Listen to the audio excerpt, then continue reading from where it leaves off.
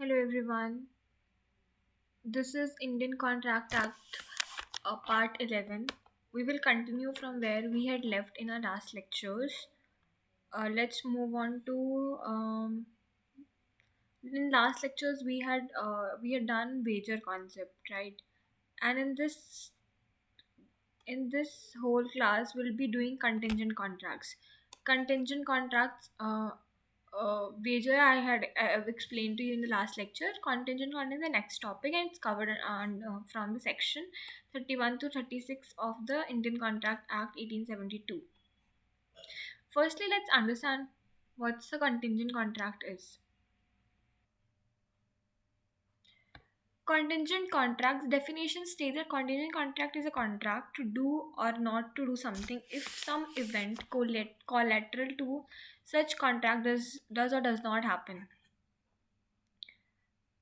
It is about contingency. Firstly, understand contingency mean. What is contingency? Contingency means dependability. If there is some sort of contract which is based upon happening or not happening or not happening of some, here it is written, of some event collateral to such contract. It's based upon certain sort of event, some event, and this whole event, it is collateral to contract. Collateral to contract means this contract is based upon this event, on the happening or not happening. Basically it means if this collateral event it will happen, on that basis only it will be decide whether the contract will be performed or not. Contract will be performed or not. This is a mere exam definition I've explained you. When we will be dealing with the examples and you understand it better. Firstly, let's see collateral. The event must be interdependent and not part of the contract's direct performance. Event must be independent and not part of contract's direct performance. Firstly, the conditionality about this collateral event is this collateral event is required to be independent. Independent means it should be independent, not part of the whole contract. And for example, if you see A agrees to pay B 10,000 if B's house is burnt. Not taking this example. This is a very generic example. If you take this example, it is an insurance company, and this is person A. In this company, it is insurer, because insurer is the one who is doing insurance. It's insurance company. This person is insured. This person has taken the insurance, car insurance. Car is insured. Okay. So the company, what the agreement between both of them is, this the whole agreement between the both of these parties is, if car is damaged, insurance company, in this case it is an insurer will pay to insured rupees 10 lakhs. This is their whole agreement, that they will pay. But if you see, if the car is damaged, this event is a collateral event. The enforceability, this agreement, if it is legally enforceable, it will become a contingent contract, because in this contract, the the happening or non happening of the event is based upon certain event, which is a collateral event. In this case, if the car is damaged, this is a major event which is a collateral on which the happening or the non happening is based. So if you understand, this is a collateral. collateral event, and this is fulfilling all the important essentials of contingent contract. I'll explain also you what are the essentials of contingent contract. It must be separate from the contract's main obligations. Main obligation is what? Main obligation is to pay 10 lakh rupees. It is about making laws good. This is the intention, this is the objective. Because why this whole arrangement is made, this whole arrangement is made by A insured. Why? Because he wants to make good the loss. Means in case there is loss to car, it will be repaid. Uh, it will be repaid by the insurance company. So because of that, we have this whole, this is the objective, but this is based upon if car is damaged. These are independent events. So if you understand, the event must be separate from the contract's main obligation. Main obligation is to pay. This is making good loss, or you can call it objective, or objective of for insured and obligation for the insured. This is for insured. This is the sorry. This is for insurer. This is for insured. Hope I think I was able to make this point clear. Very easy. Let's deal with this. Is the first part I told you. Second part is about uncertainty. Uncertainty event must be uncertain at the time of the contract itself. Important essential is whether the car will get damaged or not. It is an uncertain. The importance is uncertain. The one must be uncertain at the time of the contract. At the time of the contract, when these parties did the contract, this event should be uncertain. You must be wondering that it seems very similar to wager. That in wager also we have uncertain event based upon that. I'll also explain you what are the major differences between contingency contracts and wagers, because wager in itself are void, but contingent contracts are valid in the eyes of law. Another is performance dependent on event. If the contract is enforceable only if the event happens or does not happen as agreed. So this is whole based upon the happening. Performance dependent on event. On this event, whether this car will get damaged or not, this whole contract is based upon that. It will be enforceability only if that particular event happens. Enforceability when, if that event happen, if that event happens or not happens. It can be opposite also. Like if there is like if certain event does not happen, then there is an obligation. So it can be reverse as well.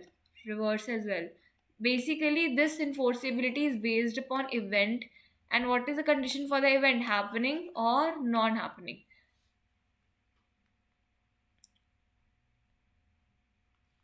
These all I think I've been able to make it clear to everyone. Now deal with case laws. When we will dealing with case laws, you'll better understand what I meant.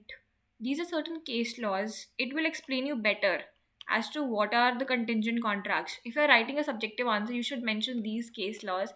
In these case laws, a lot of important topics, important subject matters are discussed. It will show you why the contingent contracts in itself exist, why the law is allowing certain kind of contracts which are based upon certain uncertainty or unpredictability. What is the reason behind it? You should also understand this after knowing the essential components. Firstly, the sale of land subject to outcome of consolidation proceedings. Contingent contract not enforceable. Contingent contract not unenforceable until the event occurs. So as I told you, contingent contract, it's based upon certain condition. If that condition will happen, only then if this it will become enforceable. Okay. Otherwise, if it is not happening, it will become void. How it happens is, in this case, what happened? Teethnath Singh versus SK Zair Muhammad case. In this case, so a sale of land was made. Sale of land was made. like a party A and party B. You can deal with the case to understand the facts, but I'm here taking a general perspective. Like I'm explaining through examples as to what was a major thing, what was the major principles. Here I'm dealing with principles of these cases. If you want the facts of the case to understand the reasoning, you should refer to these cases, read those cases. These are available in any standard book if you see. Okay, so sale of land was subject to the outcome of consolidation proceeding contingent contract. There was certain kind of proceedings, consolidation proceedings, which were going on. Consolidation proceeding, just understand in the way like certain approval process. A made A made a proposal to B that I'll sell you. There was an agreement between them. If you understand, there was an agreement between them that A will sell the land to B. But in this whole while they were making a contract after this agreement, they included a clause in which if A will only sell, the sale of land will only happen there if the approval is received. Approval is received. So here the collateral event is if the approval is received. It is a contingency here, because if the approval is not received, the sale of land cannot happen.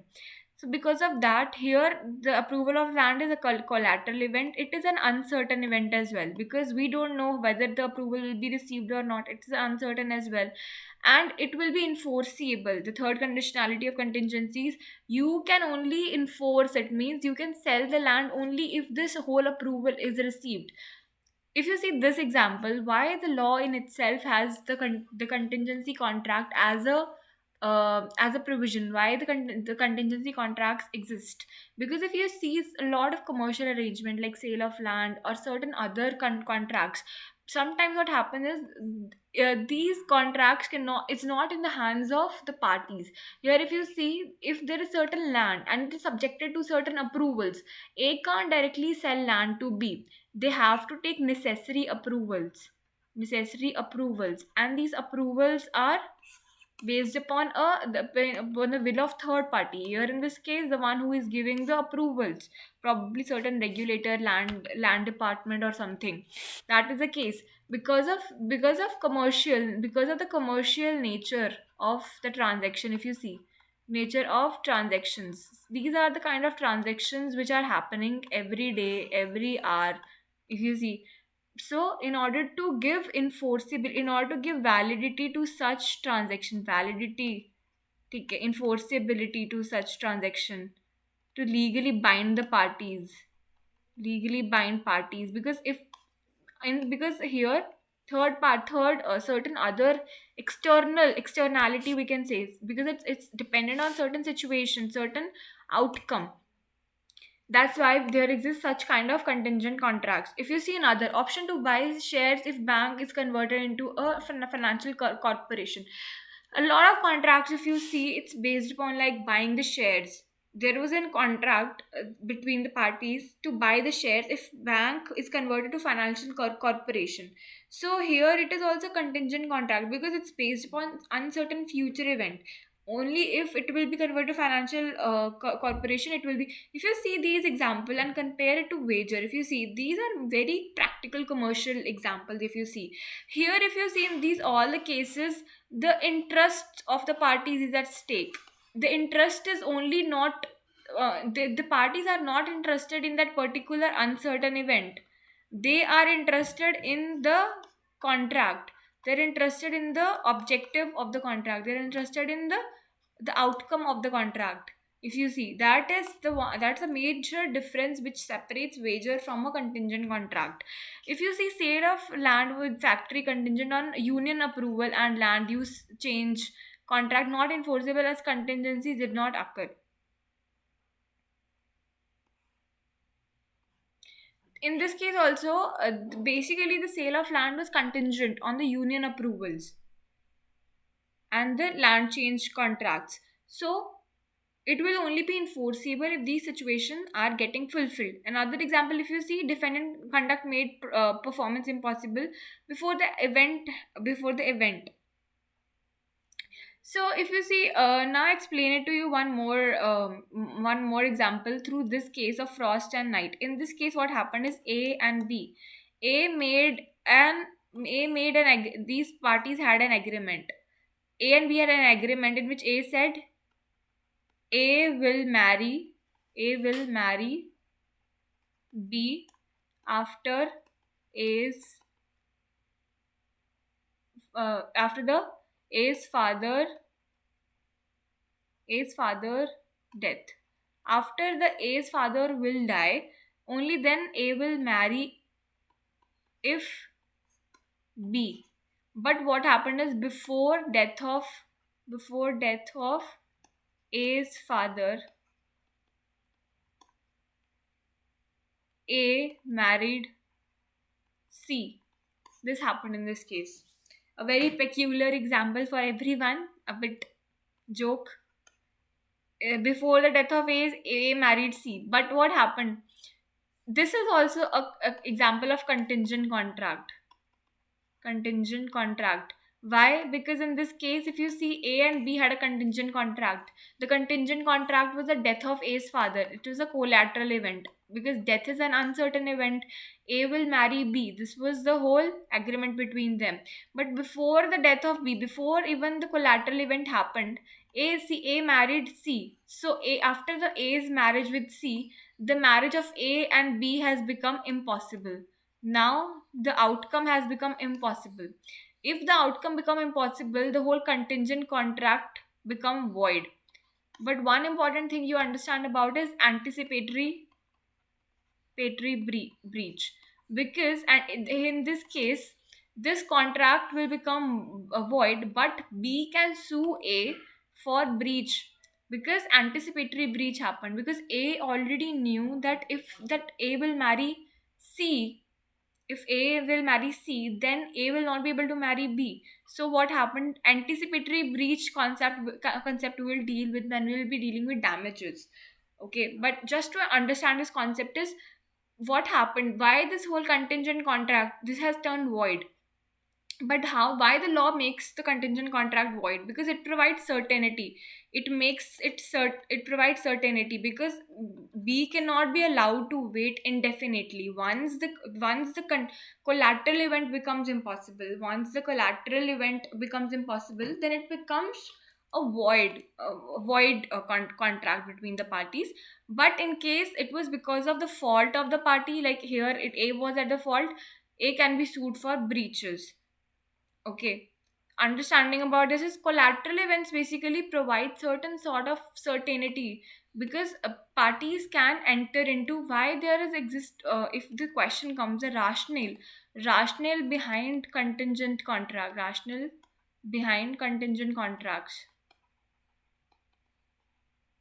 The major rationale behind contingent contract is requirement of certainty.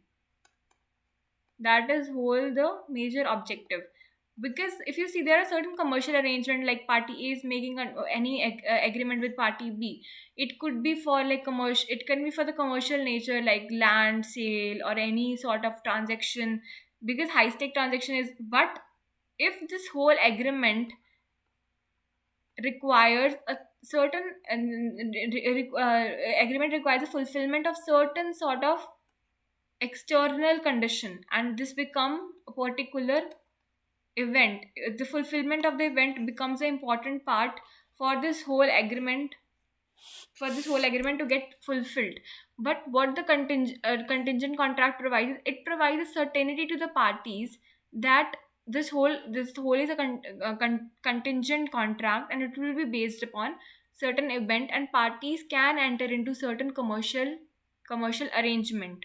It is based upon a third party, but in case the parties themselves are doing certain act which is making this whole contingent contract void, then they can be sued for breaches. That is a major rationale we have these uncertain why we have this contingent contract, as I told you. Because if it's based upon approval, but still parties should be allowed to enter into any sale agreement, even though if it based on the uncertain event. But one thing is important, that parties themselves should not do any act which is making it impossible. Another is land already notified for acquisition at the time of contract void as event was already impossible. Land already notified for acquisition. Here A and B made a contract in which there was a term that this whole land sale will be enforceable only if the acquisition of that particular land, of that particular land, does not take place. Acquisition of that particular land does not take place. But at the time of their making the contract, the land was already acquired. Land was already acquired. We don't know. You need to refer to the case facts to understand probably this acquisition by the government, because if government has notified something for acquisition is government is acquiring that land, then it has to be done. But at the time it was already acquired. Then this means that this basically means the contract contract cannot exist in itself. This contingent contract will also become void, because at the time of making this contract itself, the condition, the collateral event had become impossible.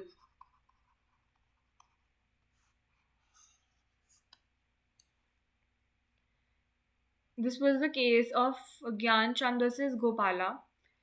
You read these case facts again and again, revise. You would be able to revise this. I've tried to explain as uh, in depth as I could explain. Let's move on to the next part of this lecture, about um, contingent contracts. Contingent contracts, section 35, enforcement and voidness. If an event becomes impossible, the contract becomes void. As I told you, if the event itself, the condition, the collateral event itself become impossible, then the contract becomes void itself, because it will not be possible for the parties to perform it. Another is a contract to pay B if B marries C.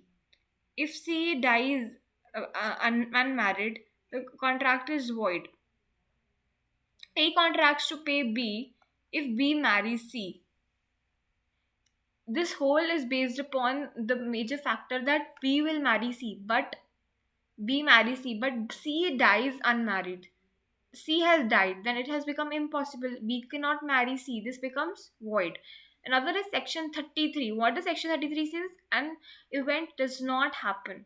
If the contract is contingent on an event not happening, it can be enforced when the event becomes impossible. It can be enforced if it's based upon event not happening.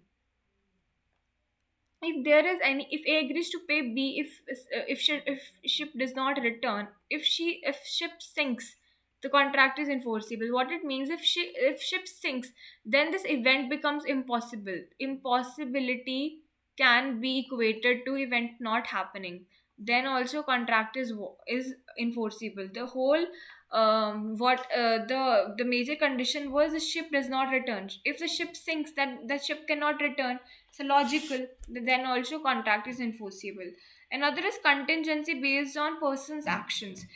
As I think we have discussed this as well. If the event is how a person will act, and that person does something making the event impossible, like I told you about the marriage thing, that A will marry B A's father if A's father died, but A before the death of A's father married C, some third person. Then by the act of A itself, this whole uh, contract has become impossible. This whole the condition, the collateral condition cannot happen, because now A can't marry B. So the event has become impossible. This means contingent contract itself become void. Another is A agrees to pay B if B marries C. C marries D. B marrying C is now impossible.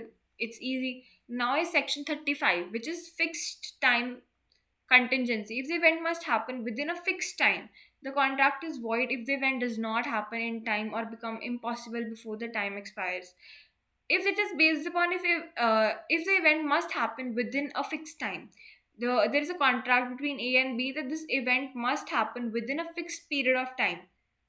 The contract is void if the event does not happen in time or becomes impossible before the time expires. If it is this contingency is based upon the time requirement, and the contract is void if event does not happen in time. If the event is not itself is happening on time or become impossible, that this event cannot happen. Like if A promises to pay B if the ship returns within a year.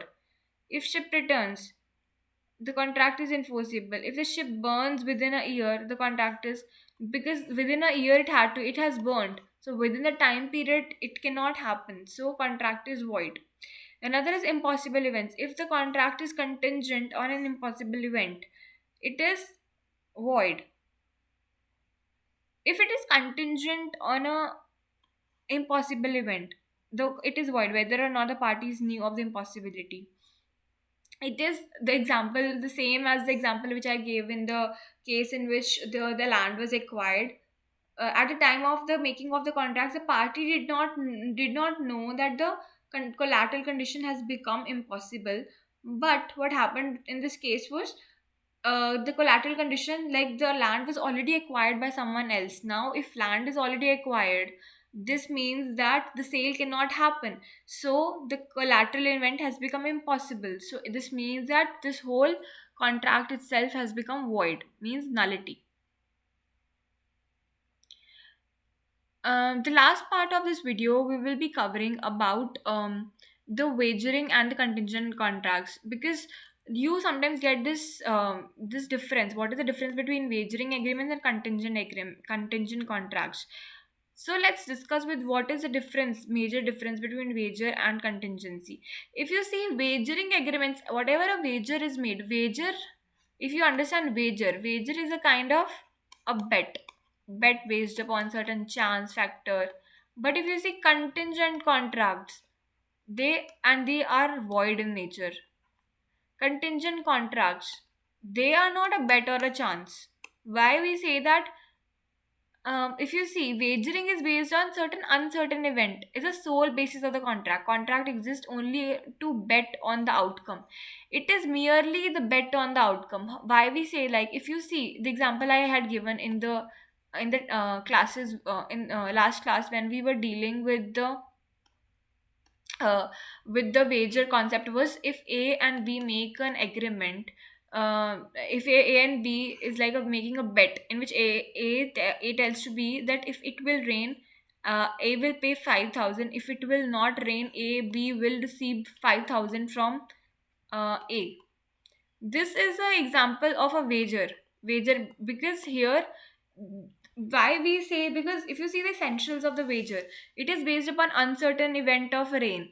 It is uncertain here. The whole objective, you see what is the objective. A lot of people, a lot of teachers are also not able to explain this concept, because they don't give attention to the objective, which is usually not written, but you need to understand objective. Firstly, difference, the major difference if you see is the objective. Why objective? Because law, if you see any sort of law, why we have this whole contract, as I told you multiple times, contracts are based upon, for the society's welfare, it's based on a trustful relationship, based on trust, faith, as I told you, principles of equity, good conscience. These are the basic principles which govern any sort of arrangements in our society.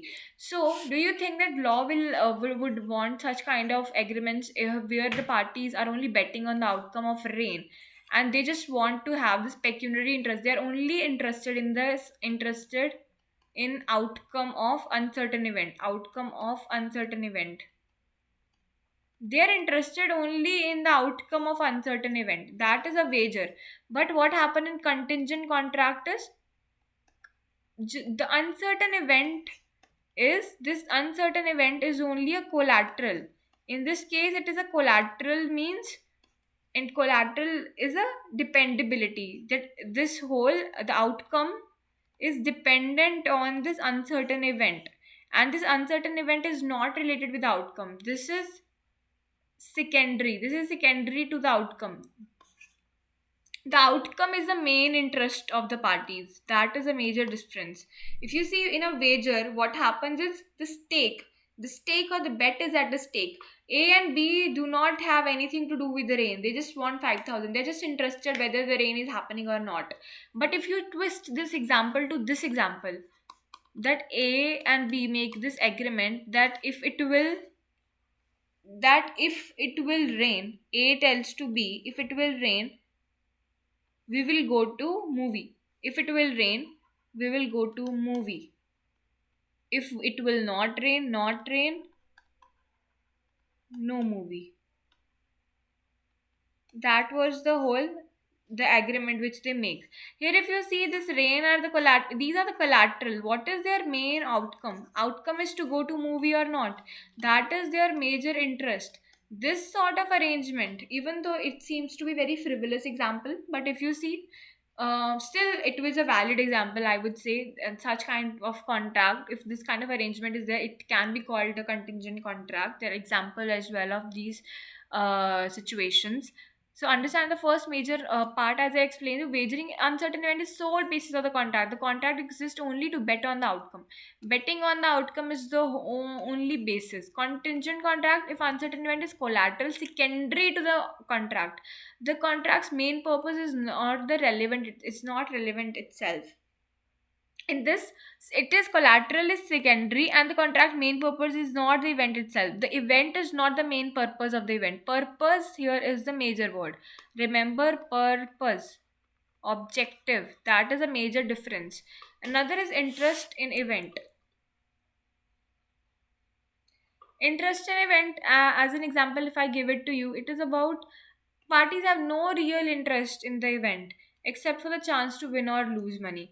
Here they are basically no interest in the event. They don't have interest, like, but in contingent contract, parties have a genuine practical interest in the event's outcome. They have in, and usually the contingent contracts, usually the practical examples of these contingent events are insurance, sale, or business.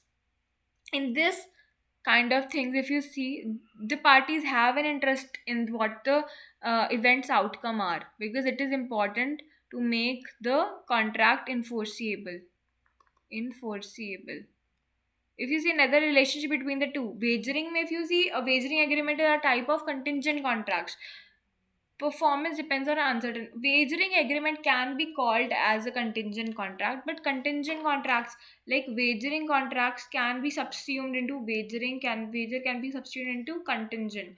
But to become a contingent contract, there are other conditionalities also which requires to be fulfilled, because wager are merely based upon uncertain event. For the contingent, uncertainty is only one factor. There are other multiple factors as well, as I told you about purpose, the relationship between the parties, what their intention is. Reciprocal promises. Wager always involve reciprocal. Each party promises to pay depending on the event's outcome. So they are making. If you see in the uncertain event, this wager may what happen. There is always a win and lose. One party will win, another will lose. This kind of things has happened, but uncertain contingent, and why it's not required that this is not never happen that the one will lose or lose. There is always some mutual interest of parties. Like if you see sale transaction, if it is based upon approvals, if the sale will become void, then the one who is selling and the one who is buying, the both of the parties interest are at stake. So see, there is no winning and losing in that. Always involve reciprocal promises. In the contingent, may or may not involve reciprocal promises. Performance may depend on a single event or condition. So there is no as such reciprocality. Reciprocality, why it is important? Because in wager, it is a betting kind of thing, winning and losing. So that's why reciprocal promises. Performance may depend on single event or condition. So it is a kind of, okay, this event is based upon this particular condition. So um, this is was whole the concept of um the contingent contract as well as wagering. I think I was able to make the things very clear to every one of you. I tried to explain as comprehensively as I could explain this topic. If you like this video, please like the video and share this videos with your friends as much. If you will share, then I'll be more enthusiastic to make more such interesting videos. And please subscribe the channel subscribe also, and please to comment to me as to how did you like this video. If you want more such interesting videos, any particular subject you want videos on, I would entertain whatever request you will make. Please do comment on any other interesting insights or any query you have. Thanks a lot for listening to me, and happy learning. Bye bye.